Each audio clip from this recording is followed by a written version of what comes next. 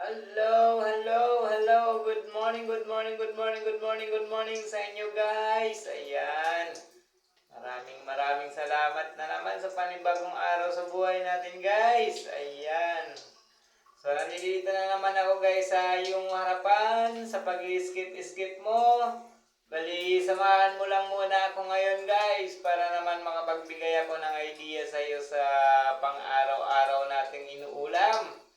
At ipapakita ko sa inyo din yung proseso ng aking pagluluto. Ayan guys. Bago kayo mag-skip dyan, yan, samahan nyo na muna ako dito dahil ito ay ginawa ko para naman makapagbigay ng idea sa iyo sa mga inuulam natin sa pang-araw-araw na inuulam sa katanghalian. Ayan guys. So dito guys, bali naisip ko lang naman dito ay pero bago mo muna pala yan ay sumaglit muna ako dito sa aking mga pangailangan sa aking tindahan. Yan. So yan.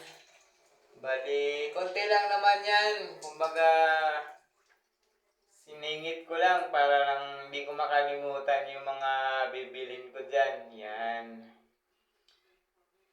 Okay, so yan naman ay hindi naman ako nagtagal dyan dahil kahit ako nagantay, kaya natin i-adjust yan para mapabilis ang ating buhay-buhay. Ayan, okay. So, as usual lang naman guys, ang mga binibili ko dyan is yung mga kwan lang, pailan-ilan lang naman kasi meron naman talaga akong binibilhan yan kapag marami na yung kulang ng aking tindahan. Yan. So, bali yan. So, ngayon guys, ang naisip kong lulutuin nga sa ating katanghalian, bali ito kumbaga reveal na lang din to kaso may mga dinagdag akong mga ibang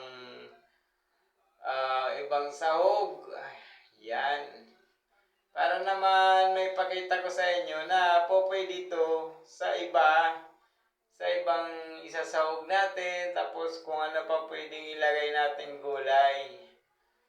Yan. So, naisip ko lang guys, kasi nung nakaraan, kung naalala nyo, yung niluto kong pansit bigol, may natira akong kalahati doon.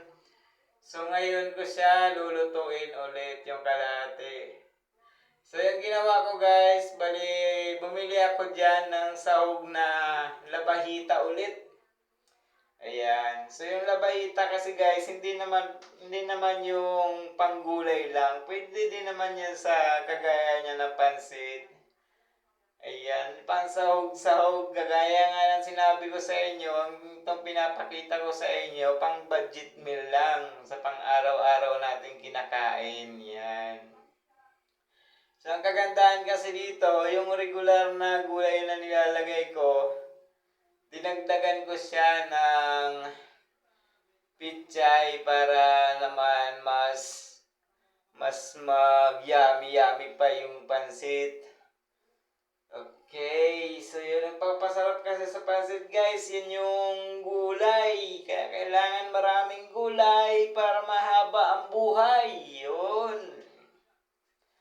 So yan, nandito na nga ako kaila asuking gulay. Ang binili ko dyan is yung repolyo, tsaka carrot, at ayan. So, yun lang naman. Yung luto ko nito na naman, sa hapon na naman yan may luluto ko. Kasi mananangalian kasi ako dyan guys, yung tira na naman namin na ulam kagabi. Kaya yun yung inulam ko muna sa tanghali. So ito, yan, niready ko lang yan para naman mamaya wala na akong iisipin sa kakainin. Ayan. So pagkatapos ko dun kay ating gulay, yan, sumaglit ako ulit dito sa itlog. bumili muna ako ng pang-abang-abang dyan para hindi lang magkulang yung stock ko doon. Yun. Ganyan tayo guys. Yan yung routine ko sa buhay. Kaya kailangan hindi nyo pagsawaan kung nasaan ka man ngayon at kung ano man ang araw-araw nyong ginagawa ngayon sa buhay nyo. Huwag nyong pagsawaan yan. Gawin nyong libangan yan. Para naman exercise din yung katawan nyo. Hindi yung puro nakahilata lang, nakaupo, pag nabusog, tulog. Ay, Ginoo, patay tayo dyan. May kalalagyan tayo yan. So, kailangan galaw-galaw. Ako nga ay nasayaw-sayaw pa eh.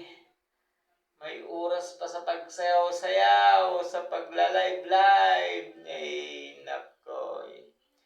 Ano lang naman yan, papapawis guys. So, ayan guys, ninuli kong biniling itlog. Ayan, nakalagay na yan dyan sa magic green bag. Okay. So, konti lang naman binili ko. Yung mga pansahog-sahog na lang nang binili ko. Kasi yun nga, yung lulutuin ko ay yung pansit na natira. Pansit Bato Authentic. Yun. So guys, alam niyo naman guys, itong ginagawa ko guys is para naman din to sa mga gustong matuto sa buhay. Ito ay para sa mga gustong makatulong na din sa magulang para luto-luto. So kung ikaw ay nahihirapan din naman mag-isip ng mauulam mo, ito naman sinasabi ko sa iyo, isang tip ko din to sa iyo para naman may ulam ka kinabukasan. Yan. So pagdating ko dyan guys, as usual, ayan. So, nakapagpahinga na ako niyan, nakapagpalit ng damit, at yan, pagka-ready niyan, siguradong kondisyon na naman ang katawan ko. Ayan guys, yung pinamili ko guys, repolyo carrots pizza, isang tali lang naman yan, at yung pansit, ayan, yung carrots at yung labahita, ayan, magkasama sa isang lagayan. So, ganyan lang guys, kaya hindi mo kailangan ng marami, sobrang pambili na pang-ulam natin sa pang-araw-araw, lalo na yung karamihan sa atin ngayon, halos talaga kahit ako, hindi ko talaga mawari na laging kulang ang dala kong pera pag ako nagbibili ng mauulam. Pero pag naalis ako niyan, iniisip ko sobra. Pero pagkatapos ko na dyan sa palengke na yan, halos natitira sa akin, puro barya na yung barya hindi pa makabili-bili ng sasapat dun sa pangangailangan. Ginoo Maria, Diyos por dun. So, i-process natin to guys para naman mapadali na natin itong gawain natin. So, yan guys, as usual, yung pag-isa, matik yan. Yung mga baguhan sa ating gusto matuto, pag nag-isa, laging mantika ang ilalagay ha. Hindi tubig kasi hindi naman tayo maglalaga. Yan. So, matik yan. Kailangan, laging mantika ilalagay nyo.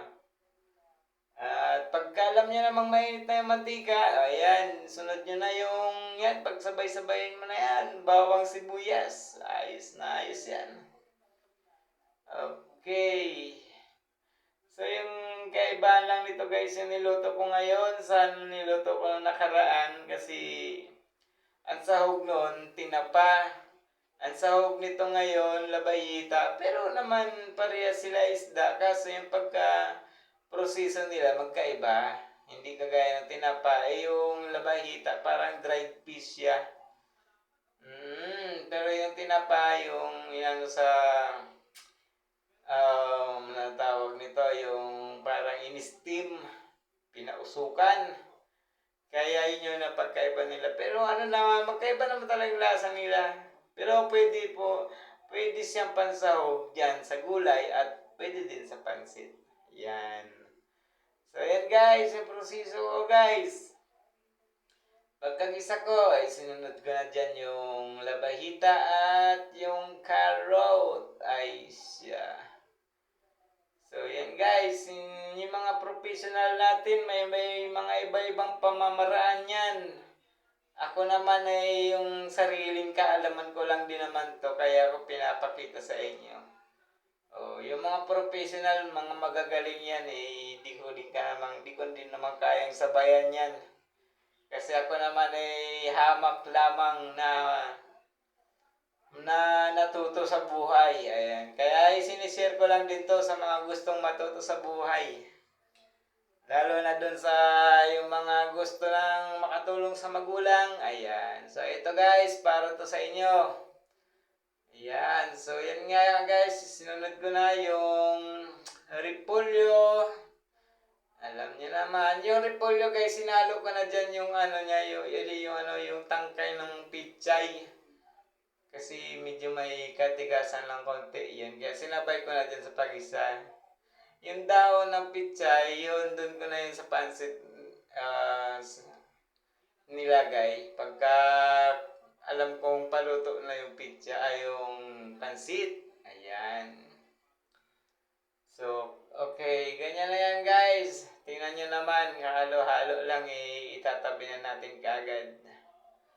Then, pagkatabi niyan guys, magtira lang ng konti, tsaka yung sabaw. Ayan. So guys, bilang kaibigan, bahala na kayo kung ano man tawag nyo sa akin bilang kaibigan, bilang kapatid, or what man. Mag-aano po ako sa inyo yung sa kalusugan natin guys. So, remind ko lang naman kayo guys na huwag kayong sa healthcare na natin to, huwag kayong masyado guys kumain ng mga processing food guys. Yung mga gawang tao, huwag na kayong kumain noon. Kasi mahirap guys pagka siningil na tayo ng katawan natin sa mga kinakain natin na hindi naman talaga maganda sa kalusugan natin. Yung mga 3-in-1, 3-in-1, yung matatamis na pagkalagay sa mainit na tubig, itigil nyo na din yan. Nako, mas naigipang doon na lang kayo sa yung black na kape. Tapos mag-control lang ng lagay ng konting asukal, kung ano man ihalo nyo dyan, o yung kung anong puti-puti na yon, powder. Baka pwede pa yun guys, gano'n na lang ang maintain nyo sa sarili. Hindi na yung, wag na yung wag na yung processing food, wag na yung easy to eat, yung ready to eat, at wag na yung mga soft drinks, wag na yung matatamis, tsaka yung mga milk tea nyo dyan, yung mga isus ko Ginoo. Nakakatakot guys. Di natin masabi guys yung katawan natin kapag naningil yan, hindi naman basta-basta nagsasabi sa atin yan. Talagang pag yan nagkusa nagkaramdam, nako, mabilis guys magsingil ang katawan. Pero ang proseso ng pagaling hindi mo masabi. Baka pagka nalaman mo na lang nahuli na ang lahat, nako, napakahirap guys. Baka mamaya hindi mo na maalam kung mahahabol pa sa gamot-gamot yan. Kaya hanggat maaga pa, bilang kapatid, kapayo na lang din, or kaibigan, pakiusap ko sa inyo guys, hanggat kung maaari, kung di man kaya madaliin yung control, unti-untiin nyo guys, unti-untiin nyo, tanggalin nyo yan. Mas magmuroon kayo guys sa tubig. Yan, sa tubig kayo, tsaka yung mga luto-luto na lang na alam nyo na masustansya. Kagaya ito itong pinapakita ko sa inyo guys. Ito pinapakita ko sa inyo guys is sabihin ko sa iyo mga kumbaga masustansya to. Hindi to yung kagaya ng mga nakikita nating masarap sa labas. Hindi yung kagaya ng mga ganon. Kasi halos ang pinapakita ko sa inyo dito, mas muroon lang yung isda, gulay, gisa. Yan, yung mga may mga konting salad-salad din siguro, yun.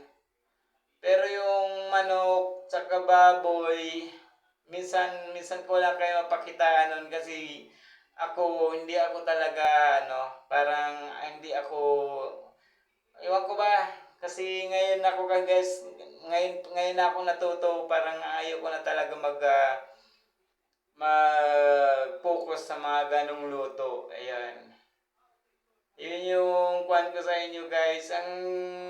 Pag bumili man ako ng ganon guys, inano ko na lang yan sahog-sahog lang. Madalang lang ako magluto ng mga purong baboy na yun, purong manok. Kasi ngayon ko na nalaman na ganyan palang may epekto din sa katawan natin yan. So, kwan lang, basta mga patikim-tikim lang, baka pwede pa siguro yan. Pero kung dadalas-dalasan nyo guys, nako, mahalin nyo guys at talagaan nyo yung sarili nyo. Kasi, yung mahirap kasi yung nandoon ka na, nakahilata, tapos sasabihin mo gusto mo pang mabuhay ng matagal, kung grabe na yung gastos nyo. Yun ang nakakatakot. Ayan, tingnan nyo ako pag nagluluto ako guys, kung mag-isda man yan o magkaganito, palaging marami yung gulay. Ngayon ko na din, halos nahanap-hanap ko na nga din yung mga luto sa amin ng magulang ko doon sa probinsya. Kasi alam mo namin nung kabataan namin, pinagsasawaan namin, pero ngayon ko naisip na dapat pala yun yung dapat nakainin. Ayan. Dati pinagsasabihan ako, pinapakinggan ko lang din. Pero ngayon ako nagsasalita sa inyo, sinasabi ko sa inyo, panahon natin ngayon. Nakakatakot ang kinakain natin kung puro masasarap, nagawa lang naman ng pagkain sa labas-labas na yan, matakot ka dyan. Kaya kailangan yung mga matuto talaga kayo, matutong magluto. Kagaya nito, yan. Kakalagay ko lang ng gulay, gulay na naman ang nilagay. Di ba? Ayan guys, yan nakita nyo naman guys, yung yung proseso kong ginawa dito. Ayan, simpleng ano lang yan. Yung pansit na yan guys, hindi yan yung panghandaan lang yung sinasabi. Yan, all-in-one din yan na pansit na yan. Pwede mong almusal, pwedeng tanghalian, pwedeng hapunan, merienda.